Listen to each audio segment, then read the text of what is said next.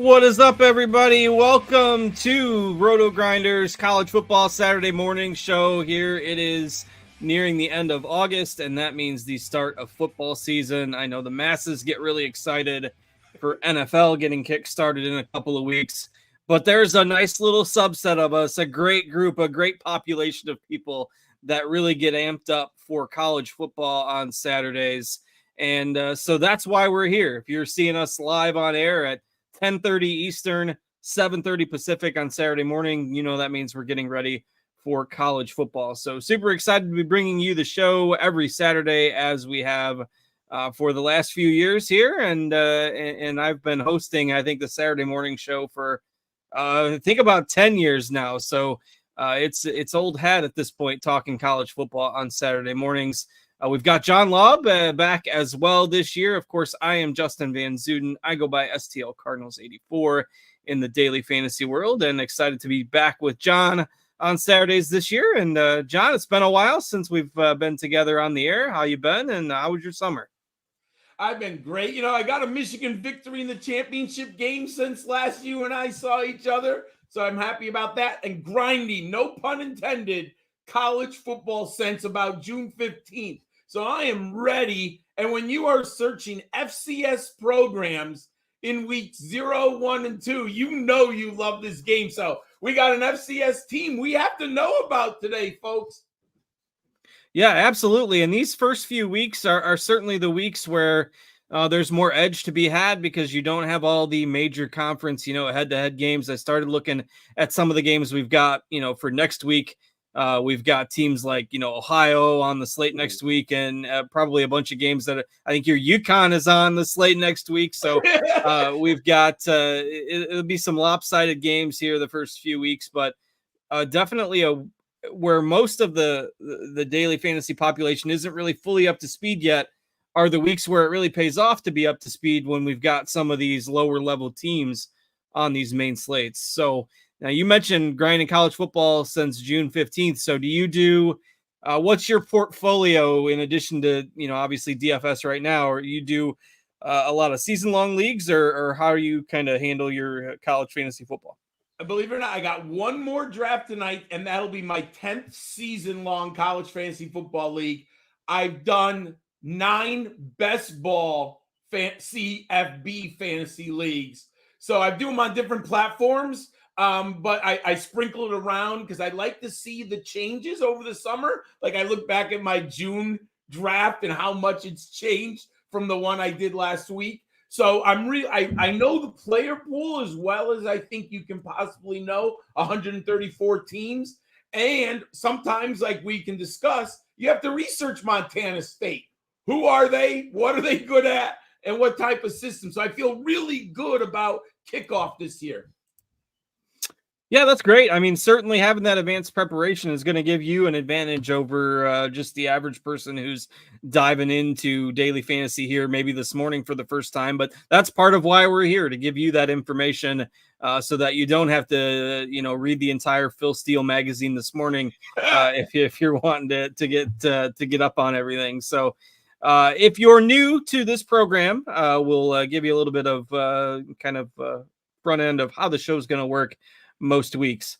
We only have 3 games today. Usually we'll be on for an hour from 10:30 Eastern to 11:30 Eastern. So that takes you up maybe about 30 minutes up until lock. We can monitor injury news, which in college football, a lot of times you don't get that until afterwards, after we get off the air. But if anything breaks, live while we're on the air, that's important to the slate, we'll certainly pass that along. Otherwise, the best way to stay up to date is in our Discord channel. So rotogrinders.com/Discord, or you can find it through the menu links on the homepage. Just get to the Discord.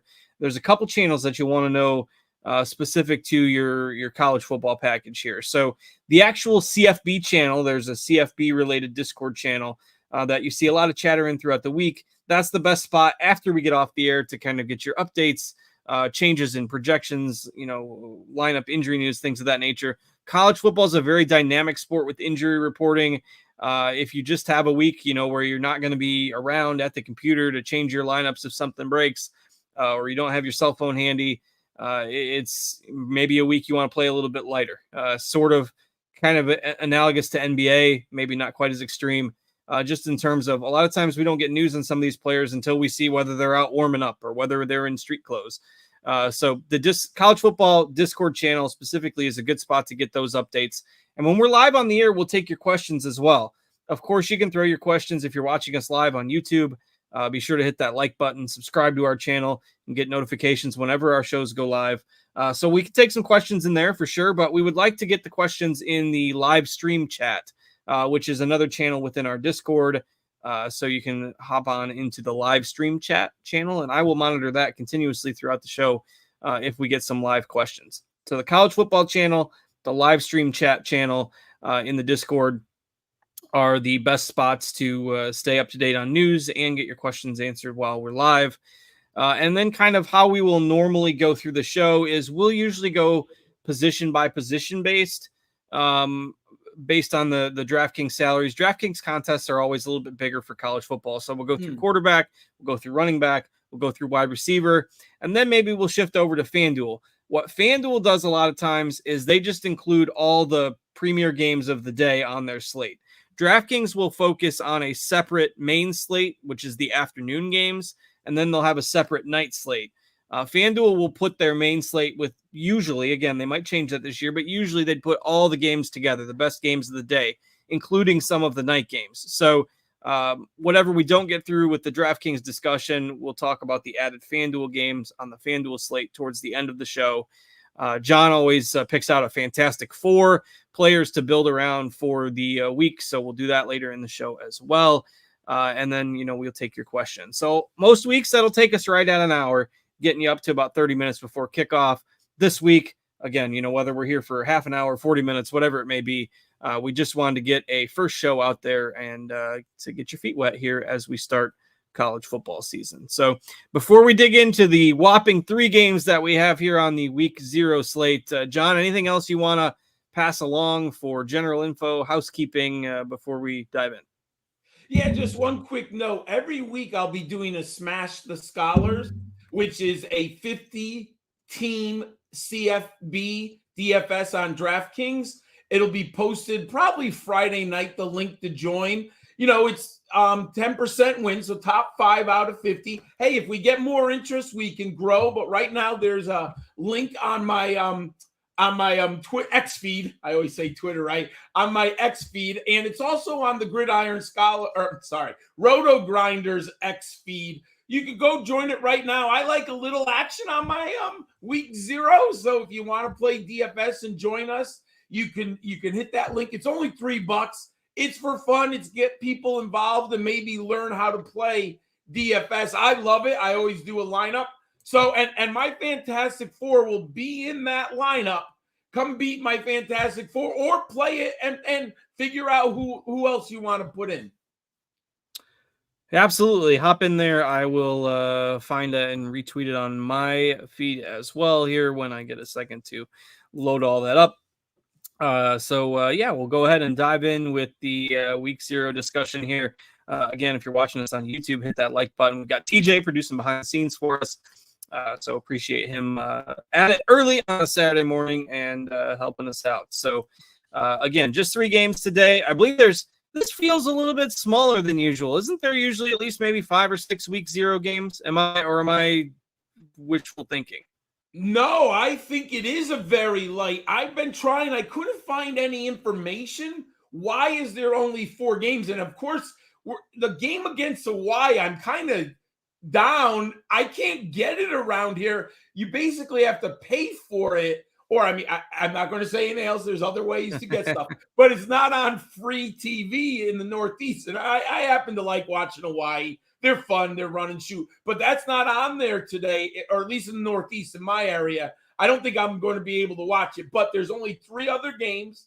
And I agree. It's a very light slate. I would say there's normally in the last 5 years been 5 to 6 games. So it does seem 4 to be really light. And there's only 3 on this DraftKings slate.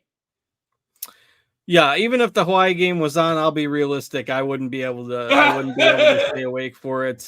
We've got a loaded day here. Of course, I'm still writing the weekend MLB articles over on RotoGrinders. So Had to get that done before the college football show here. And then immediately after the show, I've got to head out for about an hour drive to watch junior tackle football. So had to get all the MLB stuff done, which was a 5 a.m. alarm this morning to get that handled. So do not think I'll be up past midnight watching Hawaii.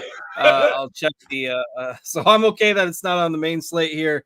The 8 p.m. third game is good enough for me.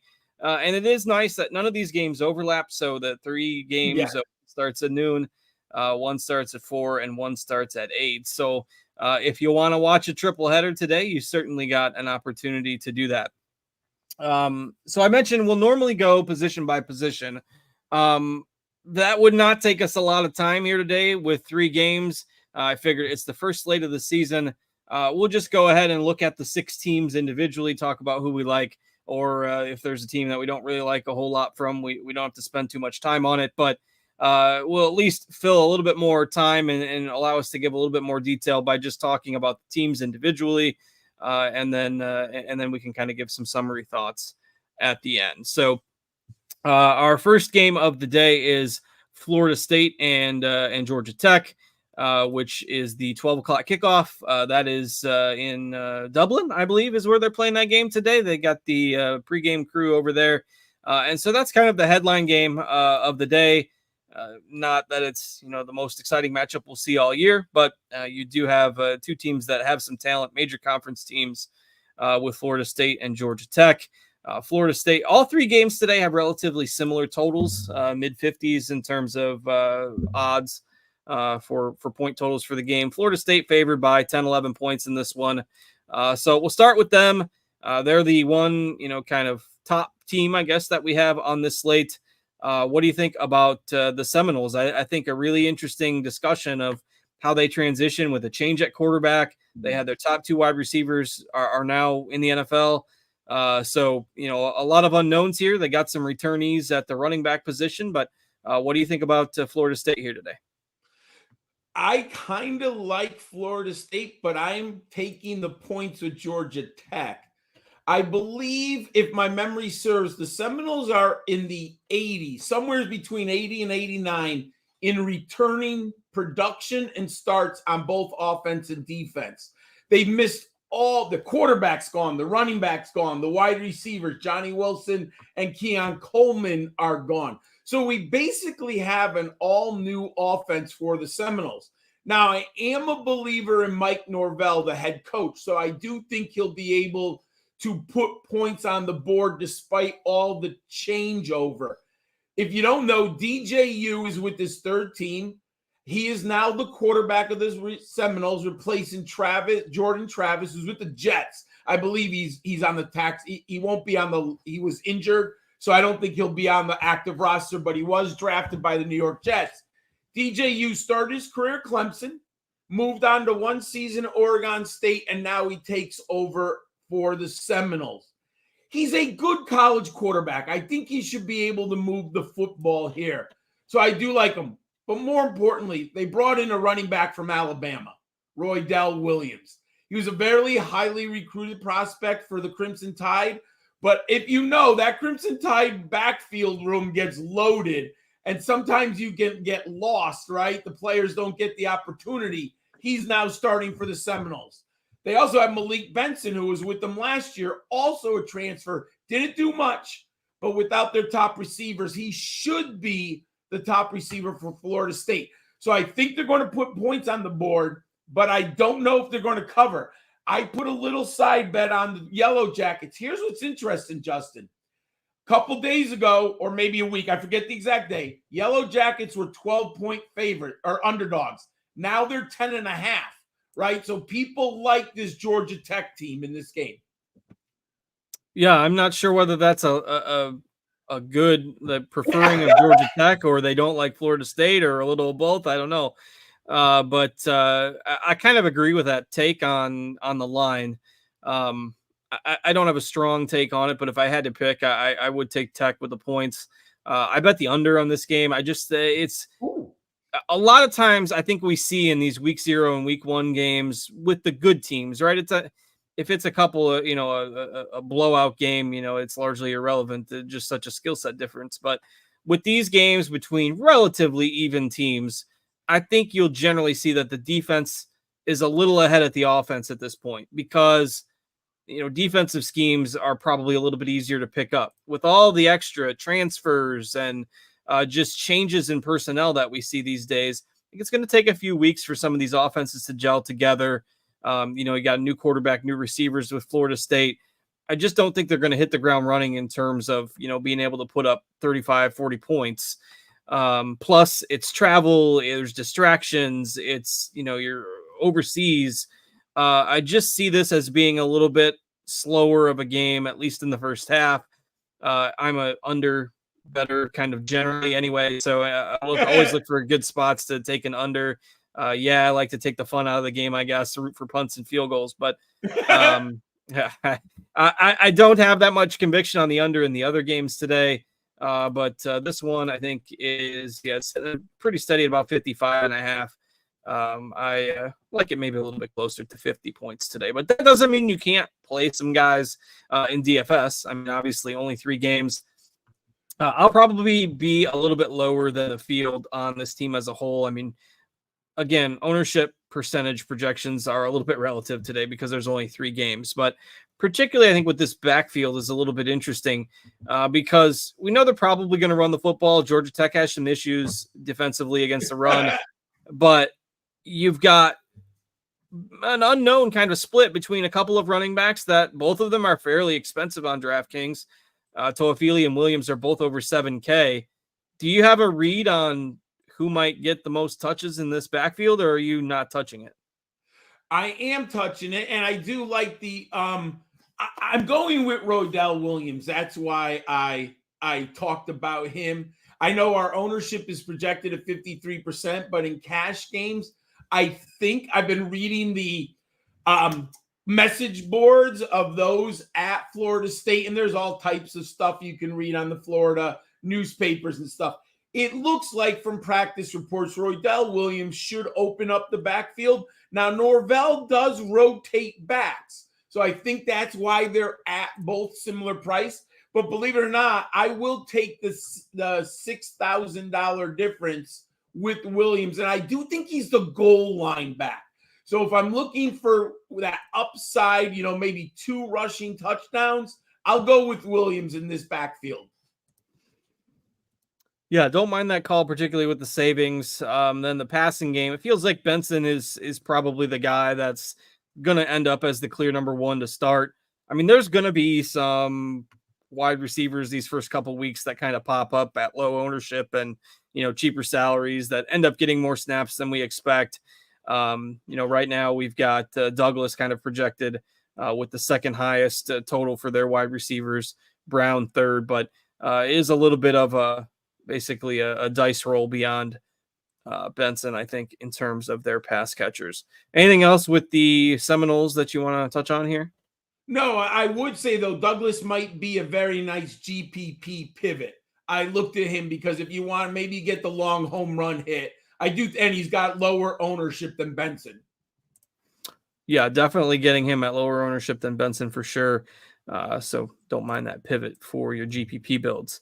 All right, the Georgia Tech side of things is where basically you're going to see 3 guys that get concentrated ownership. Haynes King is in about his 12th year, I think, in college at this point. At least it feels like it. I believe he's only a junior in terms of eligibility, which is wild. But so could have another year beyond this one. So he's got plenty of experience in the system. Not a great college quarterback by any means. But he's got experience, which is more than what we can say with a lot of teams' quarterbacks the first couple weeks of the year. They've got Jamal Haynes, who kind of took over as their number 1 running back coming off a 1,000-yard season. And then they've got Singleton, who projects as probably one of the better point per dollar plays on DraftKings today. I mean, it seems like all 3 of those guys, you really have to have some interest in King, Haynes, and Singleton today. Absolutely. I love Kings in this matchup. For one, the game script as underdogs. Georgia Tech should be playing from behind in the second half, so King will have to put the ball in the air. Also, last year he averaged 27 DraftKings points a game, and 6 times he exceeded 30 DraftKings points. He's very dynamic with the football in his hand, so I like him very much in this matchup. I do have Singleton. I like to stack one of my quarterbacks because we have a super flex. If you don't know, there's a super flex position in DraftKings, and it's up to you. I have seen people win without a quarterback in the super flex, but I tend to do two. I like to stack one of my 2 quarterbacks, and Eric Singleton, he's a sophomore this year. He had a very good freshman season. He averaged 13.3 DraftKings points last year, and he was basically a lock for double-digit points early in the season. As the year dragged on, I think that freshman wall hit him a little bit. Also, defenses caught up with him, but he opened up great. I love him. And Haynes is fascinating because one of the things that's interesting is he is there basically there. He had 7 touchdowns and 20 receptions last year. They do move him around a lot in the formation. I think you almost have to pick 2 of the Georgia Tech. There's nothing in this small slate, 2 of these 3 players. Yeah, absolutely. I think, if you can play, people get confused because we got one with the first name Haynes and the running back with the last name Haynes, but you can play Haynes King and Jamal Haynes together in the same, particularly in cash games. You could play all 3 of these guys if you wanted to. Even in GPPs, it's a small enough slate. It's not like we're going to have 6 teams scoring 40 points today. There's a couple teams in the last 2 games that really aren't going to have a whole lot of stuff for us to talk about. Don't be afraid to get some exposure here. So King, Haynes, and Singleton are the obvious targets. The problem is from there, we really don't know where the touches are going to go in this offense. It seems like the wide receiver 2 and 3, they might try to rotate some guys and figure out who's going to establish themselves the best behind Singleton. Haynes has carried such a large share of the rushing at the end of last year that I don't think you want to mess with trying a backup running back for Georgia Tech at this point. Is there anybody else on this offense that you find interesting at all? I really don't. I think this offense is pretty simplified. You remember the Cowboys, the triplets? I mean, they're obviously not at that level of production, but it is pretty simplified to those 3. Now, if you want to take a shot in a GPP, I guess you could pivot off of the running back Haynes, because I think we have him at pretty high ownership, right? If you look, we have him. My screen I didn't open up large enough. We have him projected at 58%. So I could see pivoting off of him for another running back in Georgia Tech. It's Trey Cooley. He can be dynamic pass catcher. So if you want to differentiate, we have him at less than 1% right now. That's obviously a GPP only risk.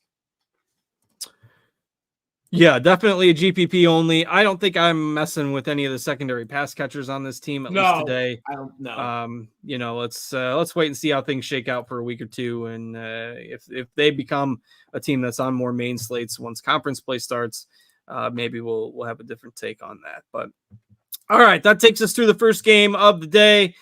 Second game is Montana State and New Mexico, which is the FCS Montana State versus the FBS New Mexico. And yes, it's not an error in the odds. Montana State is the favored team in this game, and they deserve to be the favored team in this game. That is probably an indictment of New Mexico. I was surprised to see this line at almost 2 touchdowns, which is probably really an indictment of New Mexico. But this Montana State team is pretty good. They're obviously one of the better FCS schools. Montana cranks out some pretty good football programs up there where I've been up there. Have you ever been to Montana?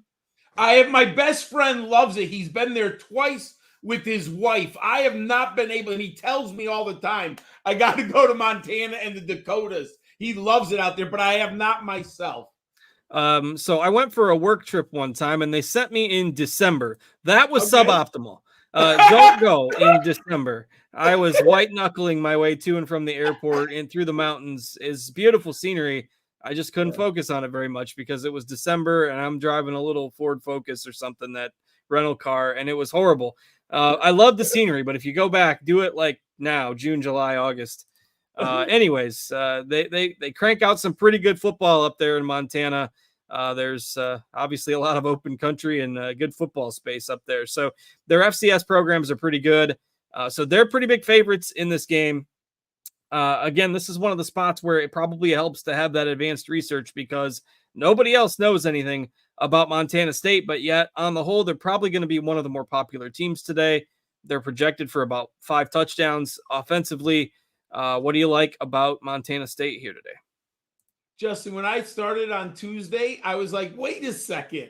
They're 13.5-point favorites. Like, I was shocked. I honestly have to admit, I was shocked. But then I looked it up. You mentioned it. They were second in the FCS in scoring at 39.9 points per game. And they were second in rushing yards, 291. That's correct, people. 291 yards rushing. So it's kind of like that Air Force, Navy, Army, right? When they just dominate opponents on the game. So I do think you have to have a part of this Montana State rushing attack. New Mexico had devastated. They lost their coach. They lost their quarterback. People transferred out of the program. So it does make sense that Montana State is 13.5-point favorites.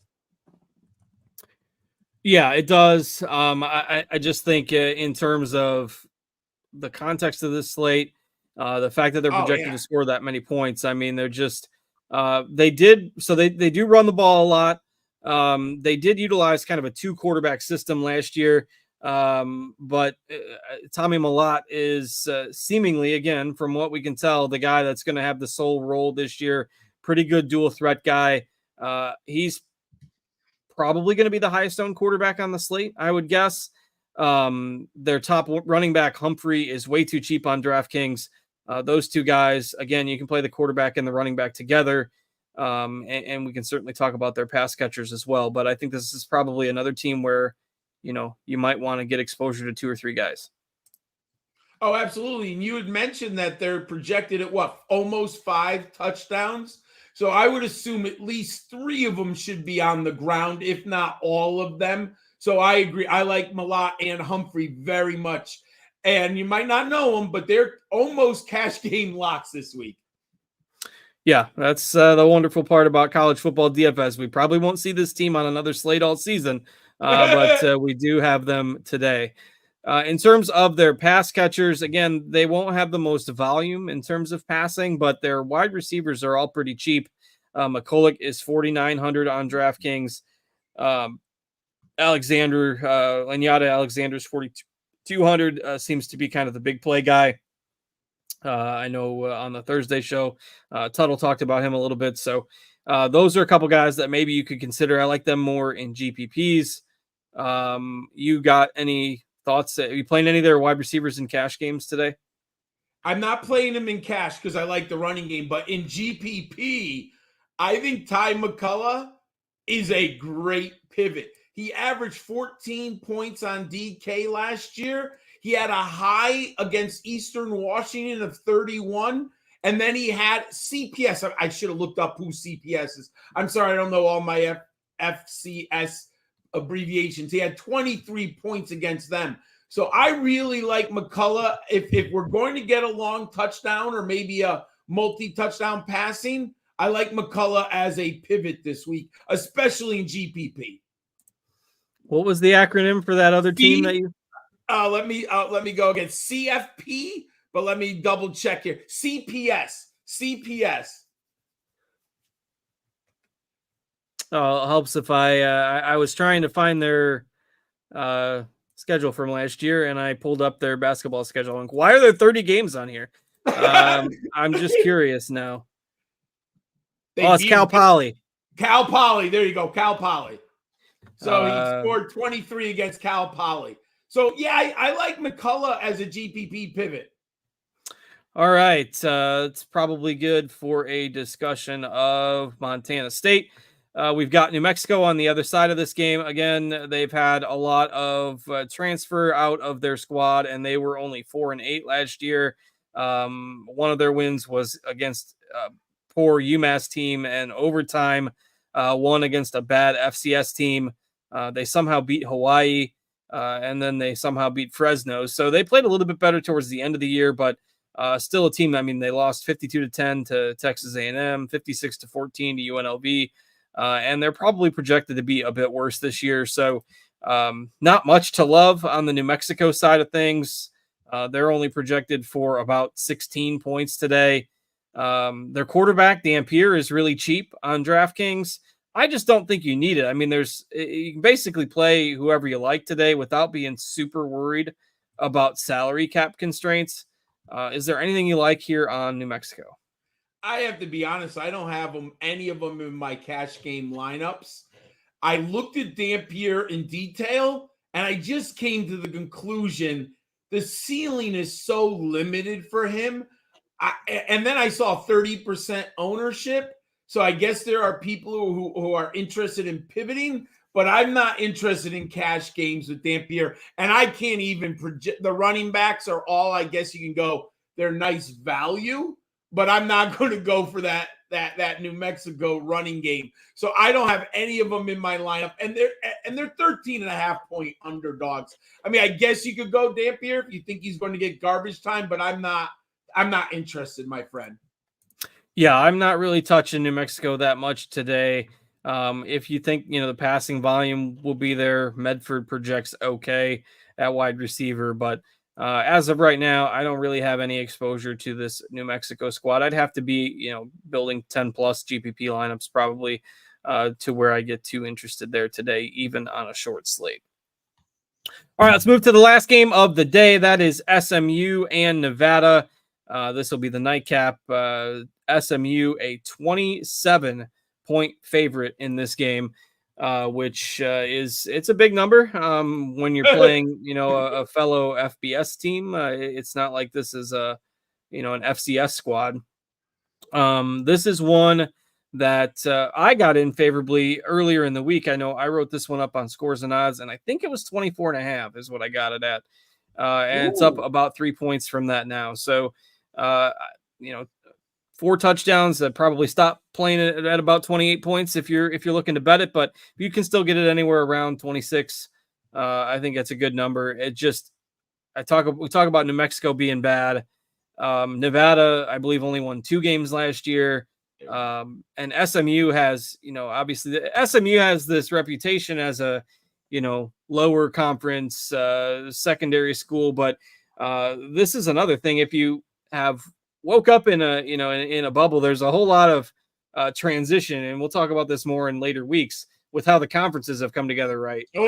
We've got everybody's super excited, I think, for the Rutgers USC Big Ten showdown. I mean, it's just a little bit silly, I think, with how the conferences have realigned, but that's big business these days. So SMU is an ACC team, and I think they have probably one of the best defenses in the ACC just right out of the gate. So it's not like this is a small school that has no football program.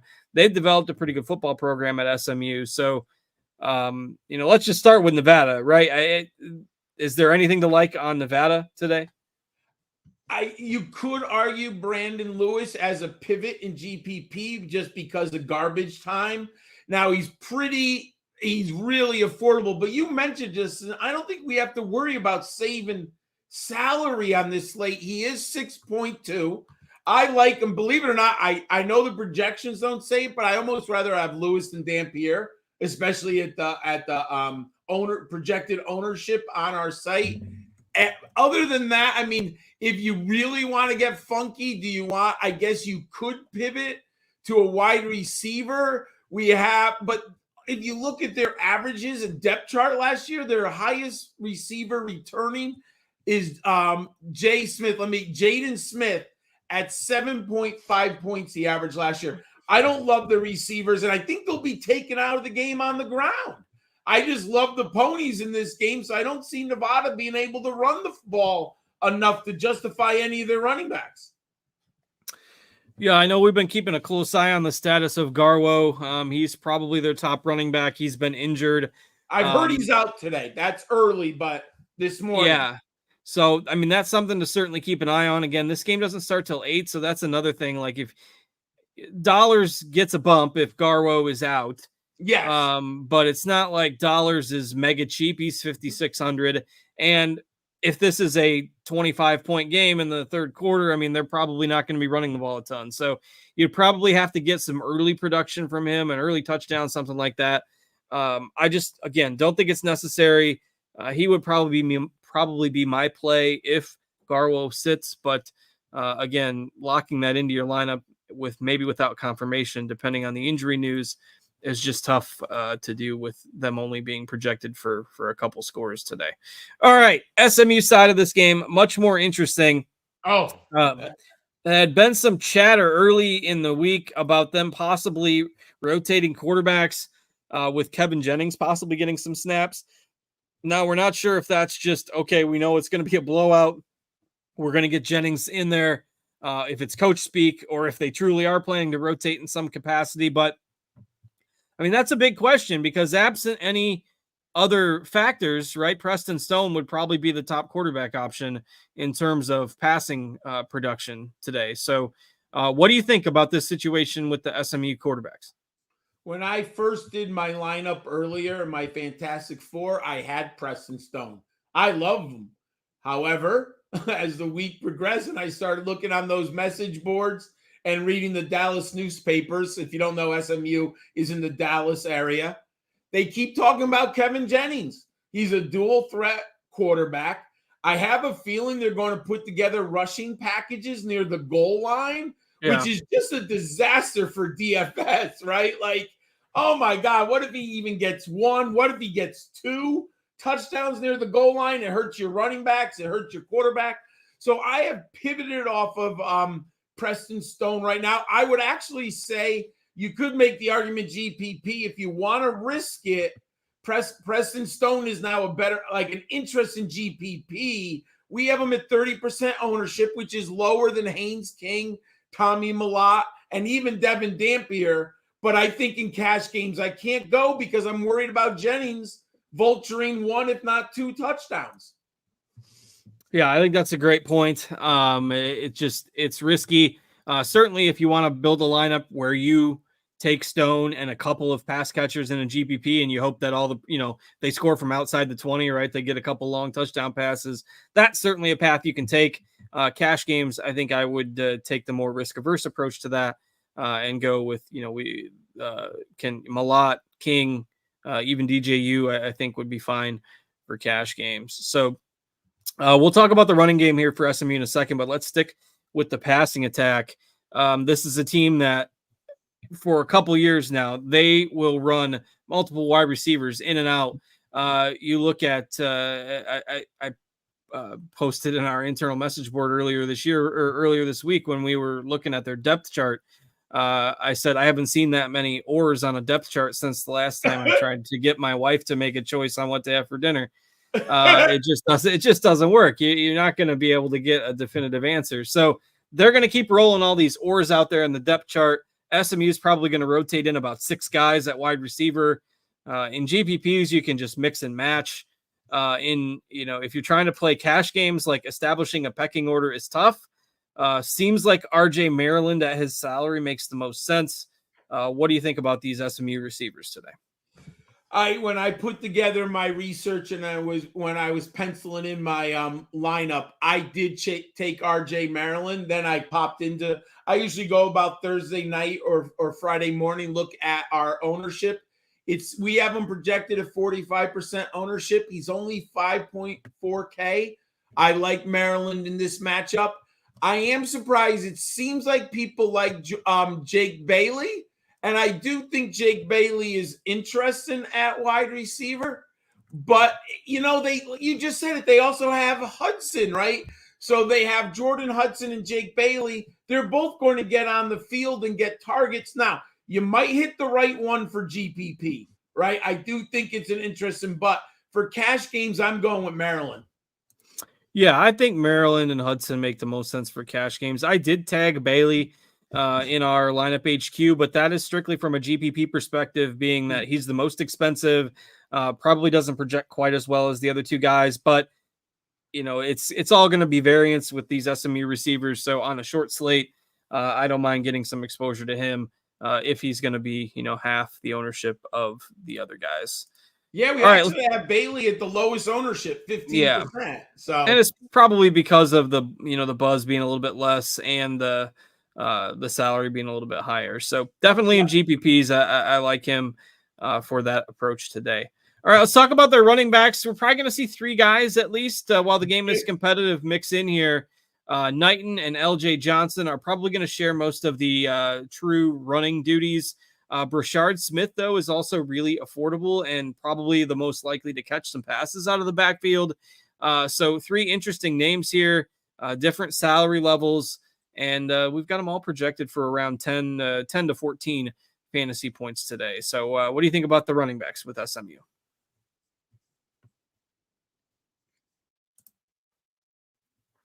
Cash game, I'm taking Knighton. I think he's the safest. Now, he was explosive. And where did Knighton? Why can't I think he started Miami? I think he's a University of Miami transfer. I like him as a player. If I had to take one in cash games, it's Knighton. And I agree. You mentioned here Brashard Smith. There could be garbage time. And if you've watched these games early in the season, SMU is a heavy favorite in the American Athletic Conference.